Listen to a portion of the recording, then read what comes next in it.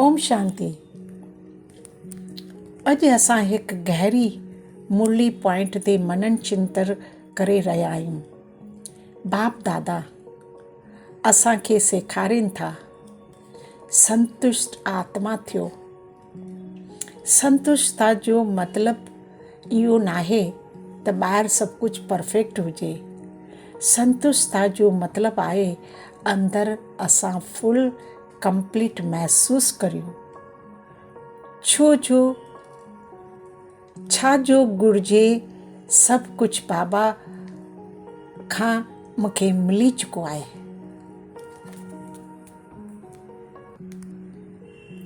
जेको इंसानु सभु कुझु रखंदो आहे उहो वरी न घुरंदो आहे। ईअं ई जेको आत्मा खज़ाननि सां भरियल आहे उहा सदा ई संतुष्ट रहे थी। पर असां संतुष्ट छो न रहूं?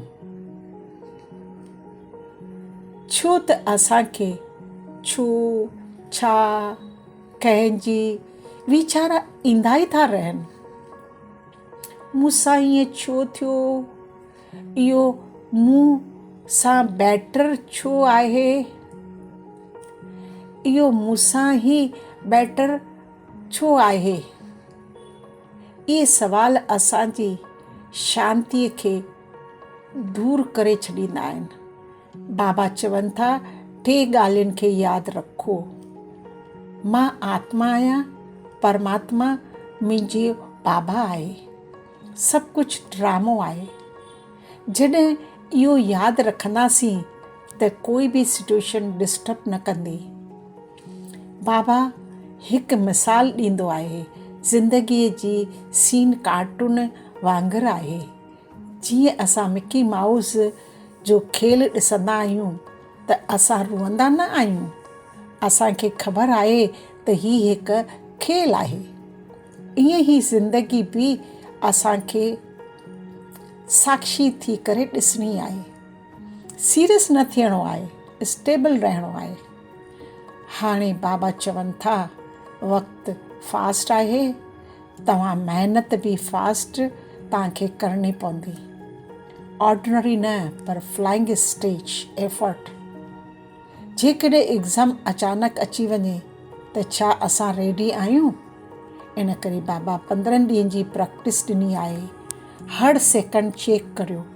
सोच, वाणी, कर्म 80% प्योर करणा आहिनि। हिकु गहरी ॻाल्हि, फुल स्टॉप, क्वेश्चन मार्क न। छो न पुछो, बसि एक्सेप्ट करियो ऐं अॻियां वधो। जीअं असां बाबा जो हथु पकड़ींदा आहियूं त ज़िंदगी हल्की थी वेंदी आहे।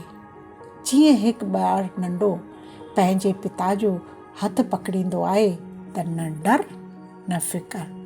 अगरि कोई ग़लति बिहेवियर बि करे त असांखे रिएक्ट न करिणो आहे। मिठास ॾियो। मिठास ताक़त आहे, नम्रता प्रोटेक्शन आहे। त अॼु खां वठी सिचुएशन चेंज न करियूं, पंहिंजो पाण खे चेंज करियो। संतुष्टता, साक्षी, पावरफुल थियूं। ओम शांति शांति शांति।